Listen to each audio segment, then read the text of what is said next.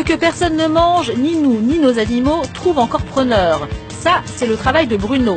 Il est directeur des abattoirs d'Ussel en Corrèze. Une fois les morceaux consommables vendus, il trie le reste. Vous voyez ces boyaux qui vont être utilisés pour faire des cordages des guitares, des violons ou autres. Voilà une des autres utilisations qu'on peut faire avec le porc. Encore une autre utilisation avec les oreilles, voilà, qu'on destine à la fabrication de produits cosmétiques, des masques pour les cheveux, des crèmes visage. Vous voyez, c'est ce qu'on appelle le gras, hein, c'est du gras, vous voyez. Hein.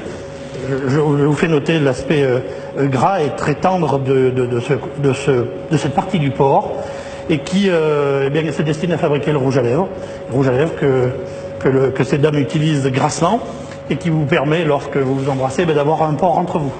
Aujourd'hui, c'est justement du gras que Bruno doit livrer à un laboratoire cosmétique. Nous n'avons pas été autorisés à filmer cette étape de la transformation du porc, mais dans cette pharmacie, la propriétaire nous confirme qu'on trouve bien du gras de porc dans les rouges à lèvres. Pratiquement tous les rouges à lèvres sont faits avec de la gélatine porcine. Et dans une pharmacie, du cochon, on n'en trouve pas que dans les cosmétiques.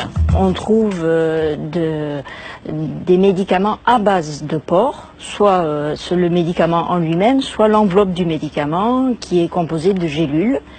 Chaque fois, comme vous pouvez le constater, on a cette pellicule est faite à base de gélatine.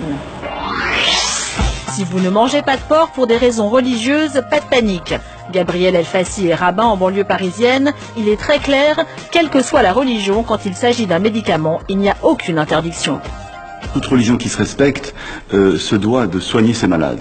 Donc à partir du moment où il y a, on va dire, un remède qui a été prescrit par son médecin, que cela contienne une matière grasse animale qui est infime, qui est presque, on va dire, inexistante, il n'y a aucun problème, on peut avaler donc ce genre de médicament. Je prends l'exemple de la gélule, bien sûr. Le cochon est donc omniprésent dans notre vie quotidienne. Désormais, vous regarderez vos pilules, vos crèmes hydratantes ou vos rouges à lèvres d'un autre œil.